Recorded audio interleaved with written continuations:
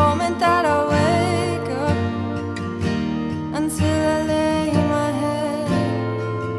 Oh, I will sing of the goodness of God. All my life you have been faithful, and all my life you have been so good. With every breath that I am able, oh, I will sing of the goodness of God. I love your voice. You have led me through the fire in darkest nights. You are close like no other. I've known you as a father. I've known you as a friend, and I have lived in the goodness of God. All my life you have been faithful, and all my life you have been so good. With every breath that I am able, oh, I will sing of the goodness of God.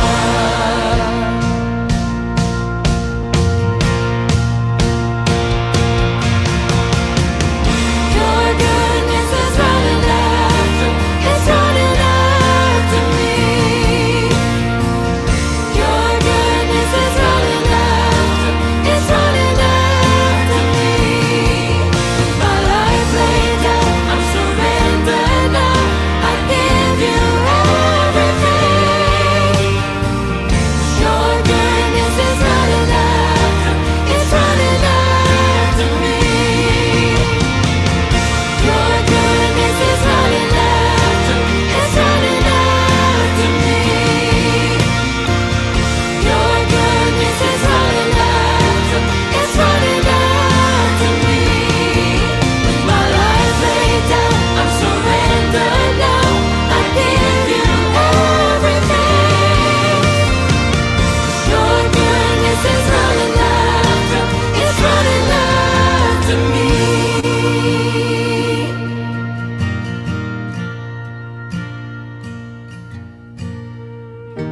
And all my life you have been faithful,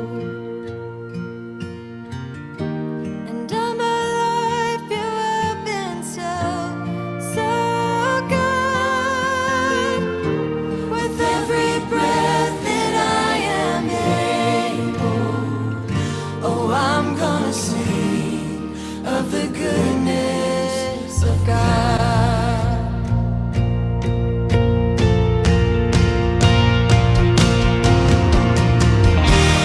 All my life you have been faithful. All my life you have been so good.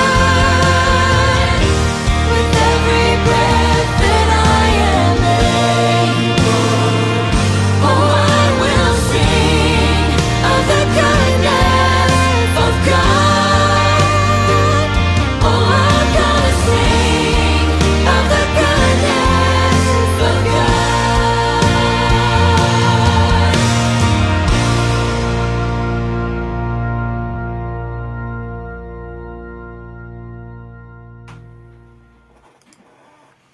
Good morning, everybody. Welcome back to Creekside Chronicles this morning. And it's a beautiful morning here in the Annapolis Valley in Nova Scotia. Got a little bit of a different background. No fireplace this morning. We got just doing a few little changes here, and not everything was quite ready to set up. So we're just going to go with the set that we normally use for Creekside Maples Tuesday night lives. But we're glad to have everyone in here. Hey, Sam. Glad to have you with us. Good to see you get your channel up and going there, out and about with Sam, and that is so good. and Craig and Marlene. Good morning, folks, from upstate New York. We're glad that you guys are here. Jenny, how are you doing this morning? And glad that you're joining us. Dave and Sandy, our dear friends from Oregon, how are you guys doing this morning? Hope all is well, and hope your weather is good there.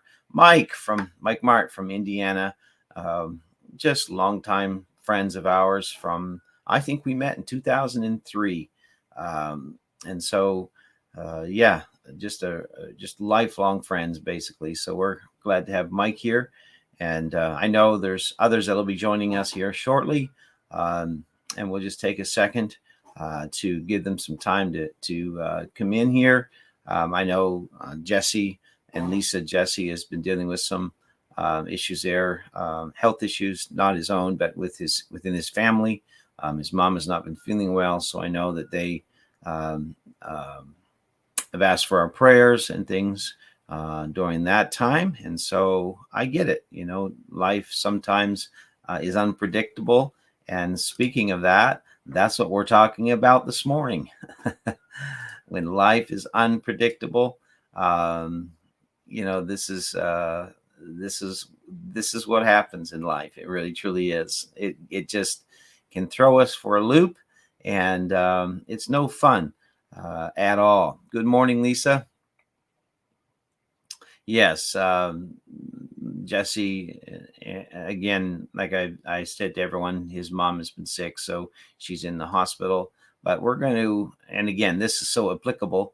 And I had this thought ready,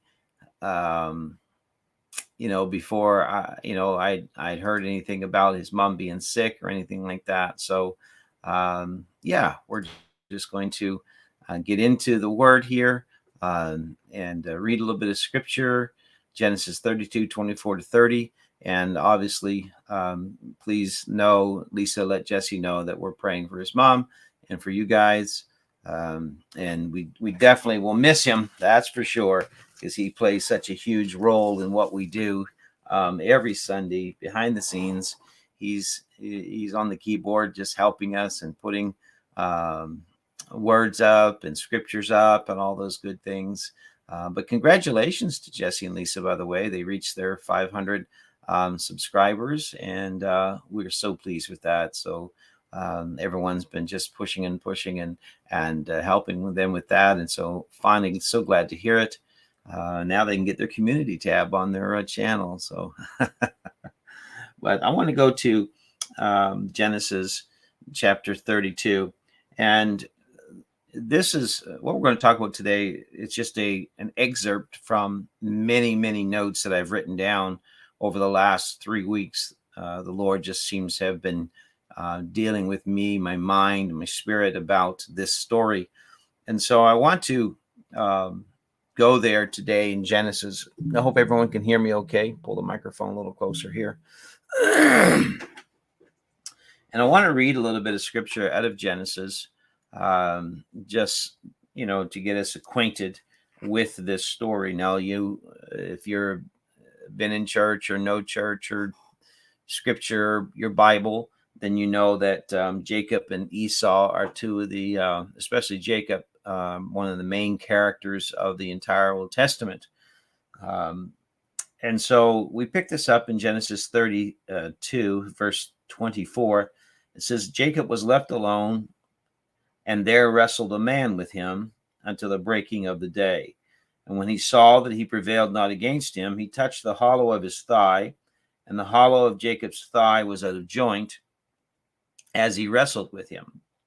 And he said, let me go, for the day breaketh. Now that's what the man that's wrestling with Jacob, that's what he said. Hey, Paul, bearded carpenter, God had with us. And and he said, I will not let thee go, Jacob said, except you bless me. And he said unto him, what is thy name? And he said, my name, Jacob. And he said, thy name shall be called no more Jacob, but Israel, for as a prince hast thou power with God and with men, and hast prevailed. And that is so powerful when you think about it. And Jacob asked him and said, tell me, I pray thee, thy name. So the guy asked Jacob what his name was, and Jacob answered and said, my name's Jacob. But when it came time for Jacob to ask the unknown man what his name was, he would not give it. And he said, wherefore is it that thou dost ask my name? And he blessed him there. And Jacob called the name of the place Peniel, for I have seen God face to face, and my life is preserved. And so I want to talk about when life basically can become so unpredictable. And every one of us know that that happens. Life can become unpredictable. Life is unpredictable. It truly is.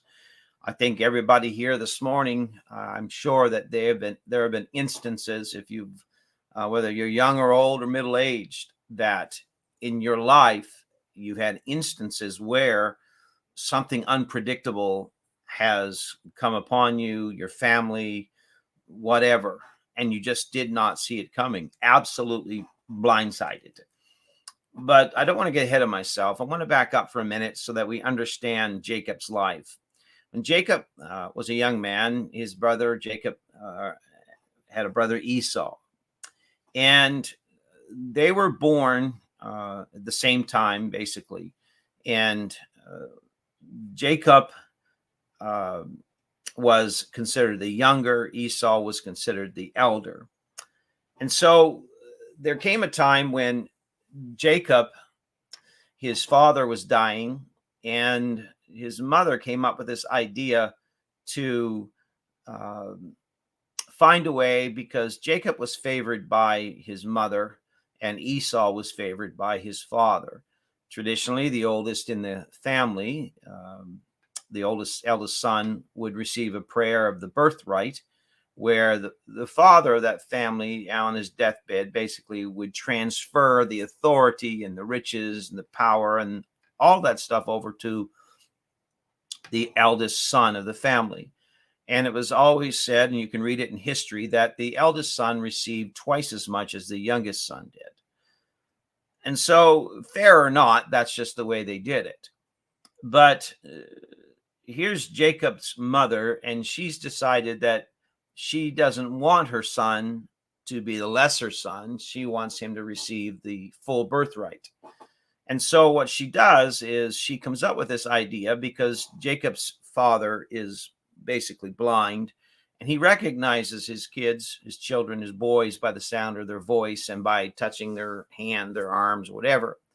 Esau was known as a hairy man. He had lots of hair on his arms and all those sort of things, while Jacob was considered fair-skinned, or not, he didn't have that hair.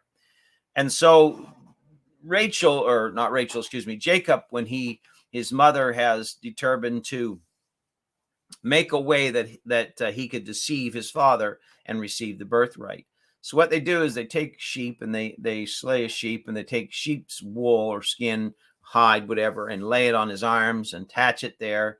And so that when he goes into his father, it's time for the prayer of the birthright. His father reaches out and touches Jacob and feels that hair on Jacob's arms and everything. And he says, well, you don't sound like Esau, but you must be Esau, because by the feel, this is what it feels like to me, that this must be Esau. That's why you can never go by feeling.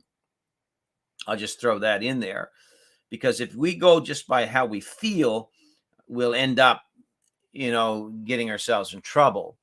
And so anyhow, Jacob connives his way and gets the birthright, because Esau came in from a day of hunting. He's hungry, and he says, sell me, give me some food, give me some pottage, give me something. And he says, I'll give you my birthright if you'll give me food, which was ridiculous. However, it works, and now Jacob has the birthright. But the problem now is that Esau feels like he's cheated. And so Esau gets very bitter, and he wants to slay Jacob. And so Jacob now is the man that is going to run and hide, because his mother realizes that what's going to happen here is that Esau is going to under the cover, the guise of darkness or whatever, he's going to kill his brother. And so I got a dog in the background there. Sorry about that. And so then what takes place is Jacob takes whatever he has and he runs for fear of his life. He goes to Laban. He finds these, Rachel and Leah, and he's impressed with Rachel's beauty. And so he then goes and finds her father, Laban, and he stays there with Laban for quite a long time, 20 plus years. And he's working because he wants to marry Laban's youngest daughter, which is Rachel. And it says that Rachel was, beautiful.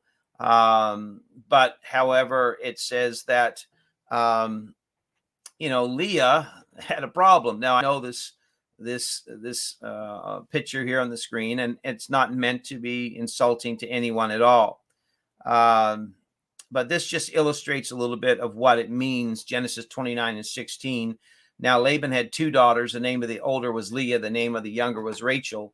And then in verse 17, Leah's eyes were weak, but Rachel was beautiful in form and in appearance. And so you see, that Jacob, and I'm just giving you some background so this story makes sense to you where we're going. And so it's unpredictable. It really is, because he goes to Laban and Laban says, work 7 years and you can have Rachel. Well, it's amazing that Jacob has connived his way to the birthright, but now what he reaped is what he's going to sow, because now the wedding day comes, whatever, and then he goes and he marries who he thinks is Rachel, but Laban has tricked him and has given the eldest daughter Leah to Jacob instead. And so you have to understand they're heavily veiled, so he couldn't have seen her face, all of these things. I don't know why whatever. I find it surprising that you can't tell one from the other, but however, apparently they had them well disguised. So Jacob finds out that he's been tricked, and now he doesn't have Rachel, he has Leah. He goes back to Laban and he says, you've tricked me. And Laban uses the excuse that, the law of the land states that my eldest daughter, she has to be married first before my youngest can. And so that's why he did what he did. And then he makes another deal with Jacob, and he says, if you will stay another 7 years, then you can have, Rachel as well. And so Jacob agrees to it, and then he marries Rachel, but he stays there with Laban. And after many, many years of this, Jacob has been blessed. He is growing.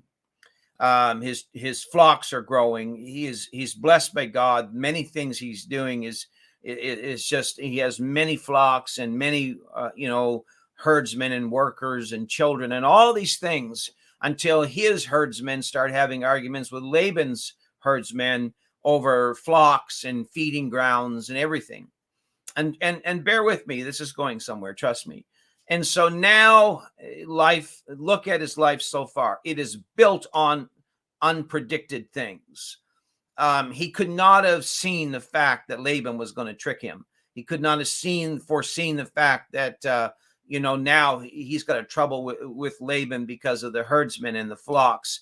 And so now he has to find an antidote, a way out of this mess. He goes to Laban and he says, here's what I'll do.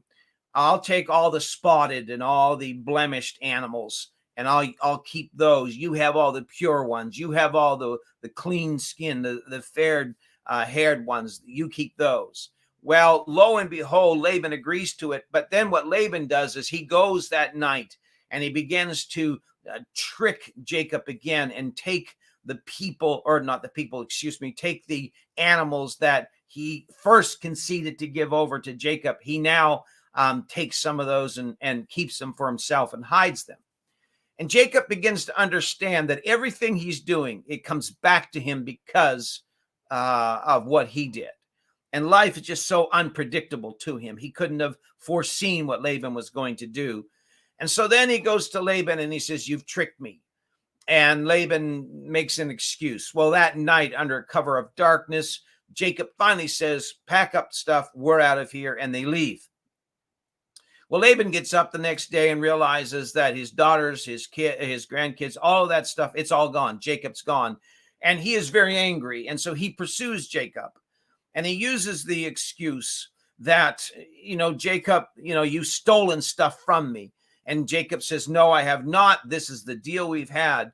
Well, then there's a pendant that marks the authority. It's like the ring that they seal things in hot wax with. It's that stamp of authority that's missing. It's a pendant. And you can read it in scripture that Rachel was actually the one who took it, and she hid it. And, anyway, long story short, Laban couldn't find it. He left and Jacob went his way. From that point forward, you see Jacob is, looking to reunite with his brother Esau. Now, you've got to understand, the last time he saw Esau wanted him dead. He did. Esau was ready to kill him. He had cheated Esau. He had taken the birthright. He had taken all these things away from him. And what Esau thought he was getting, he was not getting. And so now Jacob understands, the last time I saw Esau, he wanted me dead. So there's a good chance that this time he sees me, he's going to want me dead. And so what he does is he begins to plan, and he begins to position his herds, and he gets all these sheep and all these goats and all these oxen together, and he sends all of this stuff with gold and silver, and he sends it out to Esau and puts them out in front of his family and out in front of his flocks. Jacob does, so that his understanding, his plan is, if Esau attacks, he'll attack those things first, giving me and my family a chance to get away. So he plans strategically where his family is going to be placed. He's taken days and weeks thinking through, how this is going to unfold. He sends out specific things and specific people and specific places and all of it, because he knows Esau is going to probably be still very angry and want to kill me. And so I must plan for this battle. I can't just walk into it blindly. I've got to plan for it. I've got to put things in place for it. And we all do that in life, don't we? We take the time and we plan for things. We are planning people. We like to organize things, or most of us do. Many people are working towards something. They're working towards paying their mortgage off, their vehicle off. They're investing some money, if they have any to invest. They're trying to build up a savings account so that when they retire, they have something. They're buying into, stock options and 401ks and RRSPs and all of these things, because people plan things. You look at people, they plan for, tomorrow. And that's why health food and that's why vitamins sell so well. And that's why, people that have gyms that sell memberships, that's why they do so well, because people are planning to live long lives. They're wanting to stay healthy. They're wanting to eat right. They're wanting to take their vitamins, and they're wanting to get the right amount of sleep. There's books written on it. And it's a huge, huge money-making deal in the world today of how to live longer. Everyone's planning for all of these things. They're trying to stay in control of their environment and stay in control of everything about them, because they know time goes by, but they want to remove the unpredictability of life. But friends, we're going to find out that doesn't work. And so Esau has laid all of these grand plans, all these grandiose ideas. Everything's in place. He is ready. And he takes the last few things he has, his wives and his kids, and he moves them across the brook called Jabbok, and he places them there in a safe area. And then it says he comes back across Jabbok, the brook, and he is alone.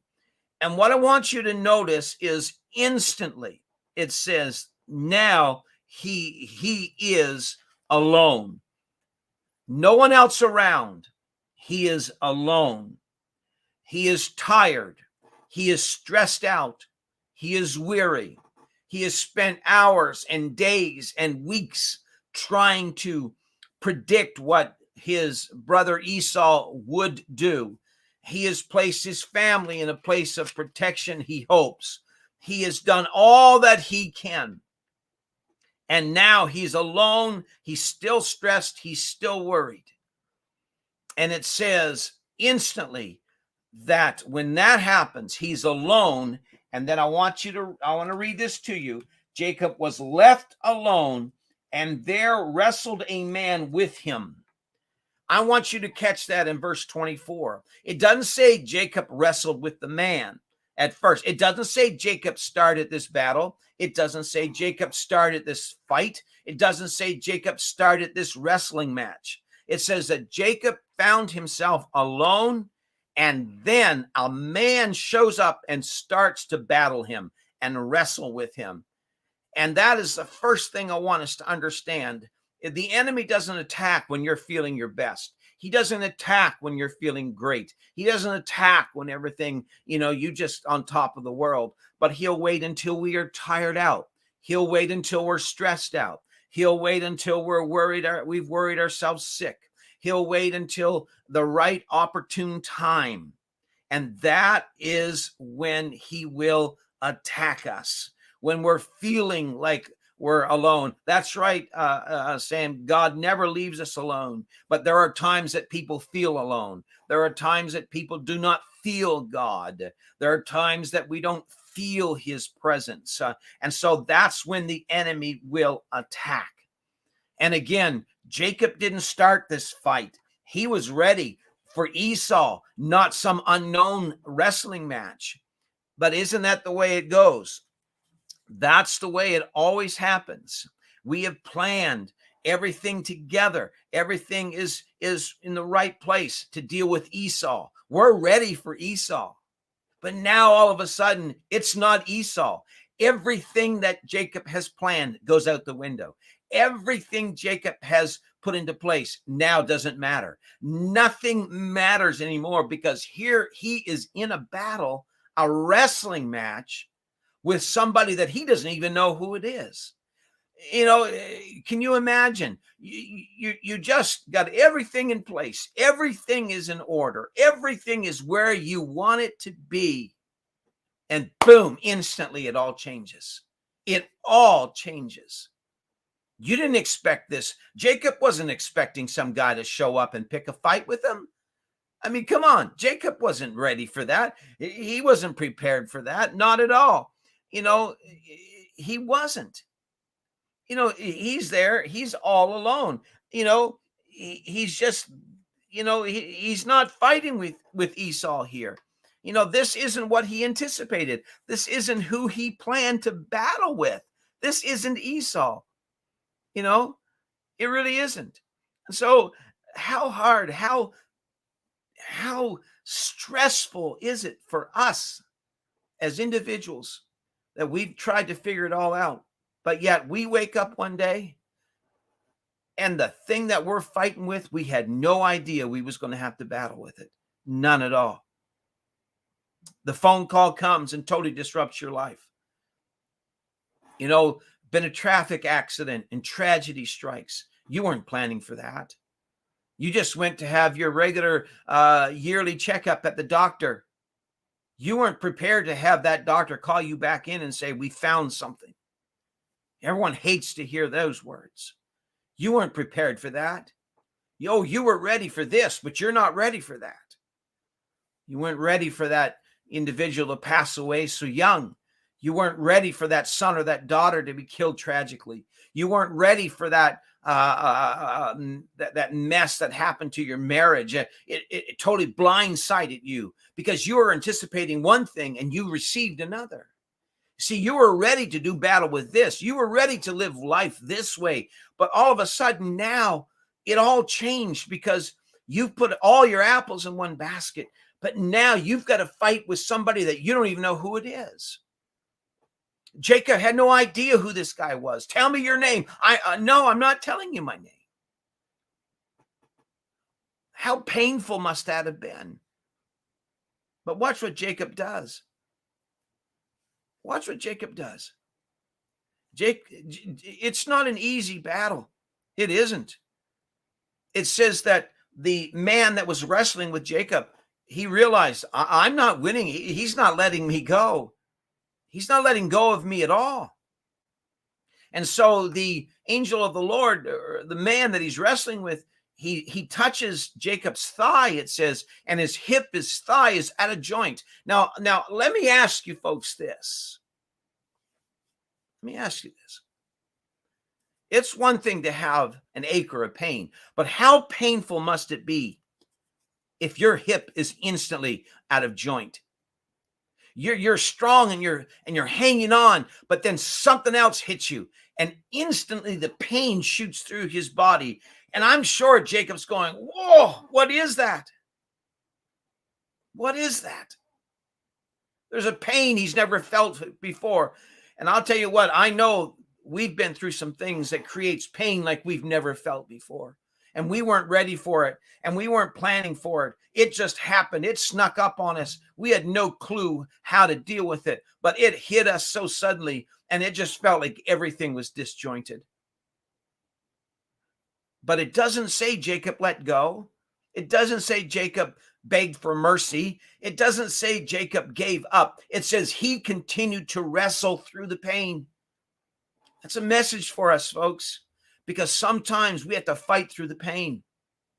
You can't let go of your faith. You can't let go of your God. You can't let go of what's brought you this far, as painful as it may be, and as tired and weary as you may be. You've still got to hold on. You say, but it hurts. I know. You say, but I don't feel like it. I know. You say your strength is gone. I know that. But you have got to be like Jacob. When the unexpected and the unpredictable things come, you've still got to hold fast to your faith. You still got to hold fast to what God's doing in your life. Anybody can let go. Anybody can give up. That's the easy thing. It's those that are in the most pain of their life. And at that juncture of your life, you still make the determination, I'm going to hold on no matter what, because I've come this far with God. He's not going to leave me. I have the right to hang on here. I can do this because I can do all things.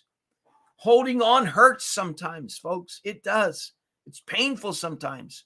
And that's when we reach deep inside and we realize, holding on is so important. It's more important than our social status. It's more important than our style statement. Serving God is more important than anything else. You've got to hold on. You really do. You have to hold on to what God's doing in your life. It's not, you say it's not fair. It's not right. It's not this. It's not that. That's not the key here, folks. The key is keep on fighting. Keep on going. Jacob's thigh, his hip it's at a joint. He is so just filled with pain. I'm sure he's thinking, I don't know if I can still stand. I don't know if I can stay on my feet. I don't know if I can keep moving forward. I don't know if I can do this. And I'm here to tell somebody today, yes, you can. You can do this. Yeah, but Tony, it hurts. I know it does. And Tony, I'm tired. Join the club. Tony, I don't know which way to go and which way to turn. Sometimes you don't, because you had all your eggs in one basket. You planned for all of this, and now you're getting a surprise attack that you didn't plan on. You didn't plan on it at all. Oh, it's easy. I'm sure. Jacob, just let go. Just stop fighting. Don't worry about it. Just give up. Quit. No one else is here. No one's going to see you give up. No, but God does. He'll see you give up. But you've got to hold on.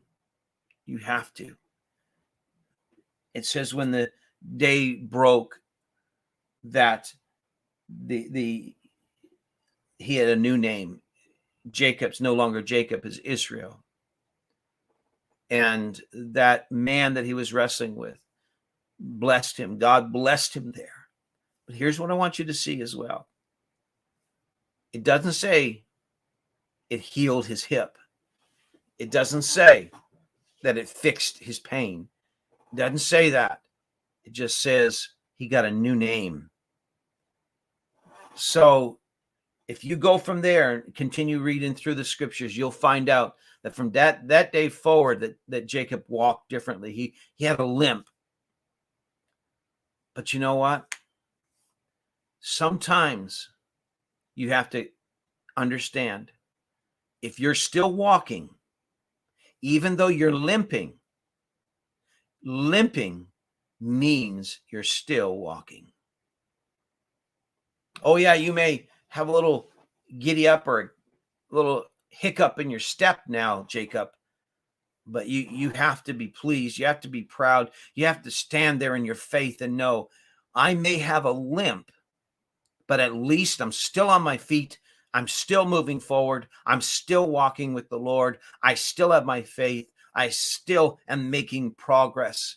I came through a battle. Jacob says, I came through a battle that I wasn't expecting. I had to fight with an enemy or a man or whatever that attacked me. It wasn't my idea at all, but I didn't quit.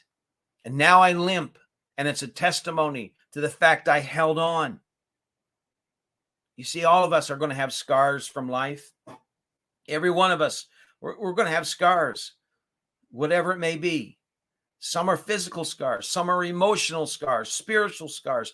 It affects us. It does. The unexpected battles, the chaos that erupts in our life when we weren't planning for it. Didn't see this coming. And it leaves marks on us. But you have to look at it and realize it's okay to have those scars because they're testimonies to the fact that you still made it, that you came through it, that you didn't quit, that you didn't give up, that you kept moving forward, that you held true to your faith. You say, well, I thought my foot almost slipped, but it didn't. You say, well, I look at things differently. Well, that's good. Maybe that's what God wanted you to do. But you have to know to hold on. And that's what it says. He got a name change. I'm looking at the scriptures here. He got a name change. And Jacob asked him, tell me your name. Tell me your name. That's what he wants. Tell me your name. Tell me why this battle. Explain to me why you're here. And none of those answers came. You see, you're not always going to hear what you want to hear. You're not always going to get your questions answered. You're not always going to receive what you're asking for. You're not always going to have a door open that you're knocking on. But you have to realize that what God has given you is enough. In this case, God gave him a blessing of a new name that's written about all through the scriptures. But more than that, he gave them a reassurance that it's going to be okay. So this unknown battle prepared him for his next meeting with his brother Esau. What happened through the night prepared him for what's going to happen during the day. What happened in darkness is going to prepare him for what is in light. So you've got to learn to fight through darkness, or you'll never be able to handle that which comes to you in the morning. And that's what God's trying to teach Jacob here. Jacob, it's not just about you. There's more to this than just what meets the eye. And I know you want answers, and I know you're standing and holding on and screaming, tell me your name. Ever do that? Pray the same prayer over and over and over and over again. God, tell me why. There's a fly flying around. God, tell me why. Explain to me why I had to go through this. Tell me why that one was taken, but this one was left. Tell me why the tornado destroyed all the houses except for that one. That's how we feel sometimes. God, give me answers. And God's saying, I'm not going to give you the answers, but I'm going to give you faith, and I'm going to give you hope, and I'm going to ask you to just trust me. And that's what he's asking somebody this morning. Will you trust God enough that you don't have to have the answers? You just have to know that he's with you. And yes, you'll walk different. And yes, you'll talk different. And yes, things are going to change. But at least you can wake up the next morning when you meet your next struggle, your next test is with your brother, and he's going to notice something. He's going to notice you're walking different. He's going to notice you're talking different. And that really is one of the greatest testimonies. So what people out there, that the last time they saw you, you were a mess. The last time he saw Jacob, he wanted to kill him because he robbed him of a birthright. I remember one time many years ago, my wife and I, we'd come home for a visit, and we stopped at this side of the road diner, and a fella there was getting food that I went to school with. And he looked at me, he said, "Tony," and I said, "Yeah, how you doing?" And he said, "Well, long time no see." "Yeah," I said, "It's been high school." He said, "What are you doing now?" I said, "I'm a minister and I travel and I preach." He said, "You're kidding." I said, "No, I'm not." He said, "I would never have thought that's what you would be." You know why? Because he knew me when I was the brawler, the fighter, the drunkard, the party guy. That's all he knew. He had not seen me since the change, since God showed up in my life. It's hard for people to accept that sometimes. But here's Jacob meeting his brother, and he's saying, it's you, but you're different. You're walking different. You're talking different. Your spirit's different. Your heart's different. And isn't that great testimony to be able to say, when you meet people, they can notice the difference in you, that they see Jesus in you, that they see that God is upon you, that they know that there's something different, that you're a better person. That's a great testimony. And what I love about the story, to bring this to a close, is that there's Jacob. He was so stressed out over everything. He's so worried about his brother, so worried about how Esau would receive him, so worried about him, slaying his servants and his flocks and his family and his kids, everything. But it says that when Jacob met Esau, that they hugged. I can't imagine how surprised Jacob must have been. But Esau, he didn't care about what happened, 22, 25 years ago. He didn't care about that. He had let that go because he wanted to be healed himself. And there's a message right there that there's some things that you've been fussing over for 20 years. There's some people that you still hate and they hurt you 25 years ago. You got to let that go. We all do. We all can make a list of people that we feel have wronged us over the years. And if you're just still taking names and numbers and hanging on to that, that's only going to make you bitter. And that's going to that's what's going to destroy you. I know what it is to have people wrong us. I understand that. I know the feelings that go along with wanting vengeance, and you want, to grab a microphone and just announce the errors of the other person's ways because they've been telling enough of your errors. But somewhere in our life, we have to learn, let those things go. Well, you don't know how they hurt me. Let it go. Well, Dad ran out, left us. We had to fend for ourselves. Let it go. Mom took off and left us with Dad, and we had to let it go. Yeah, well, that's easy for you to say. Trust me, if you only knew my story, you wouldn't say that. But there's so many people that are still fighting and fussing over things that just don't matter anymore. Let go of it. Let God heal you. And I'll guarantee you'll feel a weight that lifts off of you. But you'll never see the fulfillment of your destiny if you're still filtering everything in your life through past pains. I'm talking to somebody right now. The reason your relationships don't work out for you is because you're filtering every single relationship through that one that someone hurt you through many years ago. You've got to let that go. Just let go of it. And God will work, but you've got to let go. And I'm not forgiving them. That means that they're right. No, it does not. Forgiveness doesn't make sense sometimes. But I'll tell you right now, forgiving isn't about the other person. It's about you. It's about you making a choice that they're not going to hold you hostage any longer by what they did to it. Because I can guarantee you they're not hurting over it. They're not out there fussing over it. They haven't stopped living because of what they did to you. They're going to continue on. So why should you spend your emotional currency on something that somebody did to you so long ago? Because it's only depleting your strength, your faith, your joy, your future. Just let it go. Let it go. And as Jacob and Esau came back together as brothers, and they hugged, Esau looked at Jacob and he said, I don't want all of this stuff. But Jacob said, no, I insist. I want you to take this stuff because it's the least I can do. I took so much from you. And I really think that that's what Jacob was trying to do. That's why the extravagance of the gifts that he gave and sent to Esau were so huge. I mean, in today's economy, what Jacob sent to Esau would have equated to millions of dollars worth of gifts.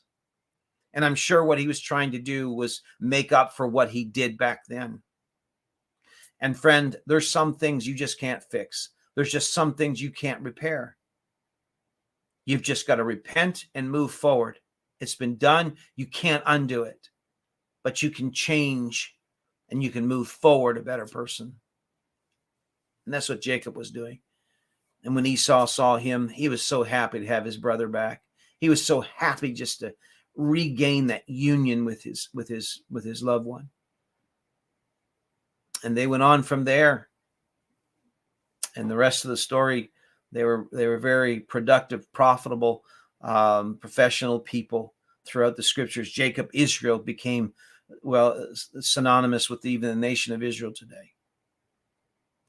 What am I saying? I'm saying life is unpredictable. I'm saying stuff happens that you're not prepared for.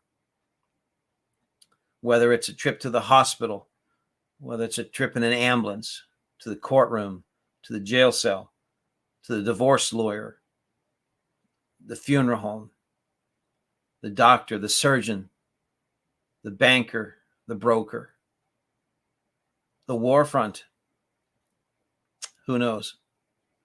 You know, my heart was just rent in two. One of the stories that came out of Ukraine was this man that recognized the dead bodies of his wife and two children, that they're laying in the street dead, and he saw them through social media, recognized the luggage. I can't imagine the agony of that man. That was so unpredictable. He was planning to reunite with his family, not knowing he never would. That's unpredictable. How do you live through that? How do you get through that? I can't say. I have not been in that place. But I know this. God is with you, and he loves you, and he'll keep you even through the unpredictable things of life. He really, truly will. Thanks for joining us today. And I really hope that something I've said today has encouraged you and helped you, that we can make it through these unpredictable times with the help of God, through fighting and, for our faith and holding on through the pain, and then allowing God to heal us and to perhaps mend some of those bridges that have been burned, such as Jacob and Esau had. And hopefully this week, as you face life, you don't know what tomorrow holds. You don't know what the next hour or the next minute holds. But perhaps when those times come, they're unpredictable. Perhaps this week when you're going to work or driving home or whatever it may be, and something unpredictable happens, and you're looking at it going, wow, I didn't see that one coming. You remember this word, and you remember to hold on through the pain, that God's got you, and you're going to be okay, because God said that you could do all things through Christ. And he said that your strength will be okay because his strength is perfected through your weakness. Hang on, hang in, be strong, keep your faith. Love God, love each other, let the past be the past, and just move forward. God bless you each and every one for being here. Thank you, Lisa. I know you guys understand what I'm talking about. The unpredictable things. But God's got it all in control. Really, truly does. And so thank you. And if you like to give to the channel, as we always say, there's you can go to the channel Creekside Chronicles, and there is a button there right on the banner of the channel, PayPal, and you can just click that. And you can give that way if you choose to. Not telling you you have to, but you can if you choose to. It does help the channel, helps us, and we appreciate everyone that does. Every single week you support us, and we're so thankful for that. God bless you today. How many want a song from Joni before we head out? Anybody? I think a good song to end this on, a good song. Would that be okay? Thank you. Thank you, Sam. We love you. You're a great friend, always so supportive. Paul, thank you so much. Good words and encouragement. You're welcome, Paul. And we love each and every one on here. Thank you, Craig. We appreciate you guys, Craig and Marlene, always joining us. And that means so much, Craig. And that's what we want. We want God's peace to really just be with us and calm us and keep us and all those things. So here is Joni. I don't know if I can turn my computer enough for you to catch her here. Here we go. No, it's all good. There we go. And I'll pull the microphone just a little bit forward and turn her up just a little bit more so y'all can hear her sing. There we go. Well, I was thinking of this old chorus and actually was singing it throughout the week, not knowing what you were going to speak on this morning. Lost power. Oh, probably your cord. Get power. Is this not plugged in? No. They're plugged in. Yep. There we go. There we go. Anyway, just a simple chorus called Learning to Lean. If you know it, sing it along with me today. And I'm learning to lean. Learning to lean. I'm learning to lean. Oh, I'm learning to lean on Jesus.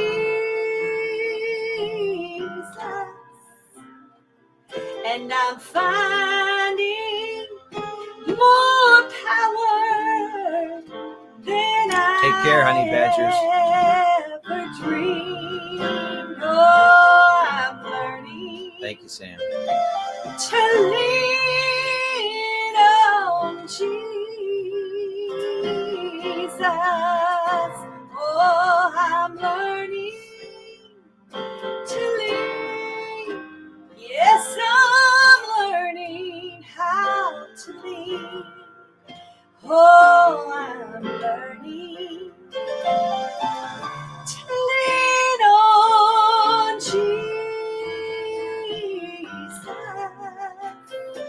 And I'm finding more power than I ever dreamed. Because I'm learning how to lean on you, Jesus. Oh, yes, I'm learning how to lean. I'm learning how to lean. I'm learning to lean on you, Jesus. And I'm finding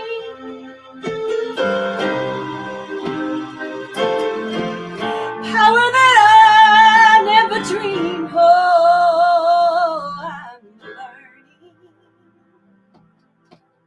to lean on Jesus.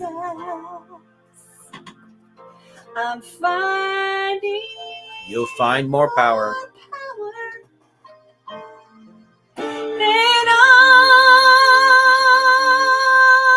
ever dreamed. Thank you, Sam. I'm learning how to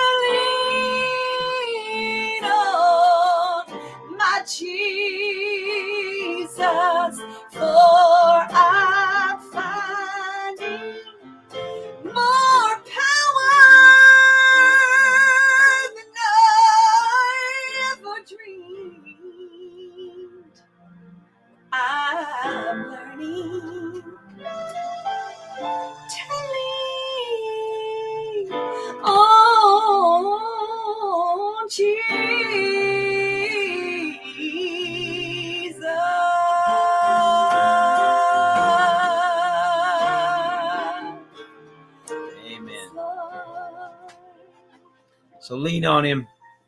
You'll never make him weary. He'll never get tired of holding us up and helping us stand. That's right. God bless you, each and every one. Thank you.